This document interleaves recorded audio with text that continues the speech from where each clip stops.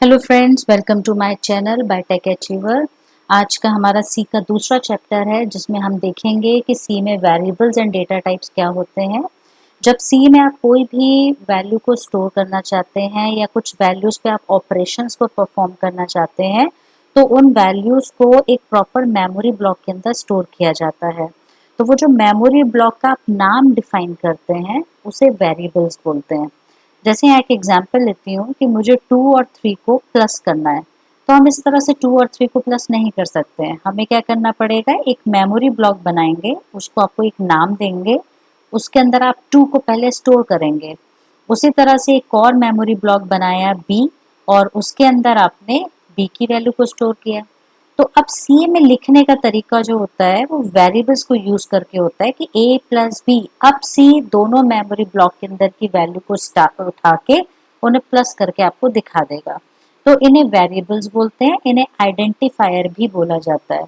तो किसी भी मेमोरी ब्लॉक को जो नाम दिया जाता है उसके कुछ अपने नेमिंग कन्वेंशन रूल्स होते हैं। तो आज हम उन्हें ही डिस्कस करेंगे। जैसे पहला है कि variable name should not more than 256 characters. ये एज पर कंपाइलर बदलती भी रहती है। जैसे जरूरी नहीं है कि 256 कैरेक्टर आप जो कंपाइलर यूज कर रहे हैं या जो वर्जन आप सी का यूज कर रहे हैं उसमें 256 हो। अब नए नए वर्जन्स में इसके कैरेक्टर्स की लिमिट, वेरिएबल के नाम की लिमिट इंक्रीज भी होती है। नेक्स्ट है variable name must start with character और अंडरस्कोर। इससे मतलब है कि जो भी वेरिएबल का नाम आप स्टोर करेंगे वो हमेशा वेरिएबल का नाम या तो कैरेक्टर से स्टार्ट होगा या फिर अंडरस्कोर से स्टार्ट होगा।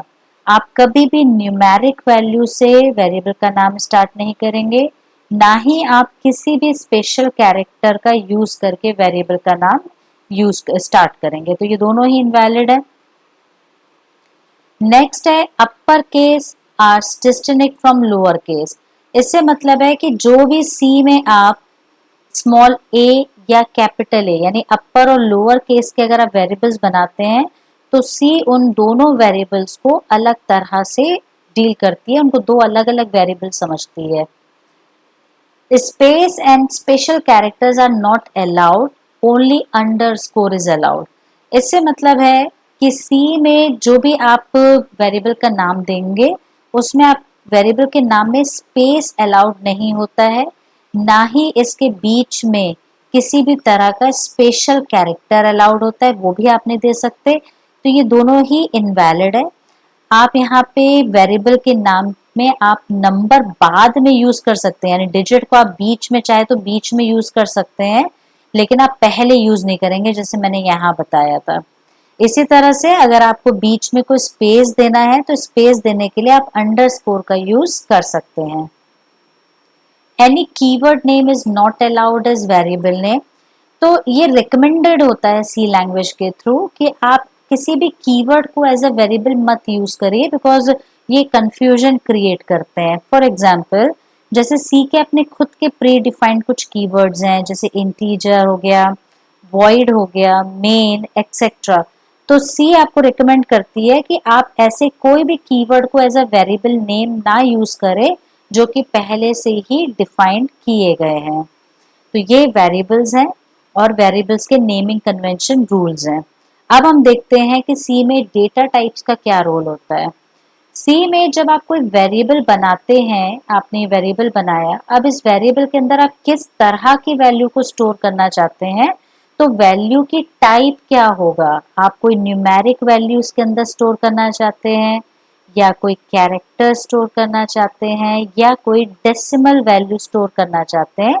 तो सी ने उसके लिए आपको कुछ प्री डिफाइंड कीवर्ड्स दिए हैं, जैसे इंटीजर, कैरेक्टर, फ्लोट, एक्सेट्रा।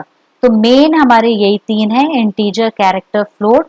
फिर इनके भी अपने अलग अलग पार्ट्स आ जाते हैं कि इंटीजर के भी कुछ पार्ट्स हैं, कैरेक्टर हैं, फ्लोट के भी कुछ पार्ट्स हैं।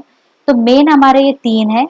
तो सी में जो प्री डिफाइंड डेटा टाइप्स होते हैं उन्हें क्या कहते हैं, डेटा टाइप्स, जो ये बताते हैं कि किसी भी मेमोरी ब्लॉक के अंदर स्टोर होने वाली वैल्यू का टाइप क्या होगा। अगर आपने इंटीजर a लिखा है तो इसका मतलब है कि a अपने अंदर कोई न्यूमेरिक वैल्यू को स्टोर करेगा। वो न्यूमेरिक वैल्यू अपने अंदर कितनी बड़ी वैल्यू को स्टोर कर सकती है, यानी ये वेरिएबल कितनी लंबी वैल्यू स्टोर कर सकता है, कितनी रेंज की। तो हर एक डेटा टाइप की अपनी रेंज डिफाइंड होती है, तो ये उसकी रेंज है। अगर आपका 2 बाइट का कंपाइलर है, यानी आपका कंपाइलर या वर्जन सी का 2 बाइट का स्टोरेज दे रहा है इंटीजर की, तो उसकी रेंज ये है। और अगर 4 बाइट की कैपेसिटी दे रहा है तो आपकी रेंज ये होगी। इसी तरह से कैरेक्टर डेटा टाइप अपने अंदर कितनी वैल्यू स्टोर कर सकता है, तो कैरेक्टर 1 बाइट स्टोर कर सकता है। तो अगर आपने कैरेक्टर ए लिखा है तो इसका मतलब ए अपने अंदर कोई भी एक कैरेक्टर को स्टोर कर सकता है। फ्लोट, अगर आप फ्लोट लिखते हैं तो इसका मतलब है कि नंबर सॉरी वेरिएबल अपने अंदर कोई भी डेसिमल वैल्यू को स्टोर कर सकता है।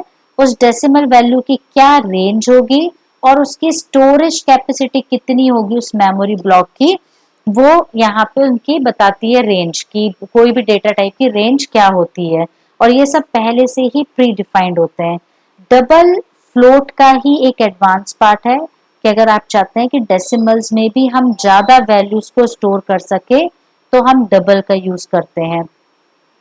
सी लैंग्वेज में इंटीजर को प्रोग्रामिंग में शो करने के लिए कि हमने इंटीजर टाइप की वैल्यू स्टोर कर रहे हैं या इंटीजर टाइप की वैल्यू को डिस्प्ले करना चाहते हैं, उसके लिए कुछ स्पेसिफायर्स यूज होते हैं। ये हमें प्रोग्रामिंग में ज़्यादा समझ आएंगे। अभी आप यहाँ पे सिर्फ इतना समझ ले कि परसेंटेज डी जो होता है वो इंटीजर टाइप के वेरिएबल की वैल्यू को शो करता है। परसेंटेज सी कैरेक्टर टाइप की वैल्यू को शो करेगा, परसेंटेज एफ फ्लोट टाइप की और percentage L F double type की वैल्यू को रिप्रेजेंट करेगा। अच्छा, इसमें जो भी सी लैंग्वेज में जो भी प्री डिफाइंड डेटा टाइप्स होते हैं उन्हें हम प्रिमिटिव डेटा टाइप्स भी कहते हैं।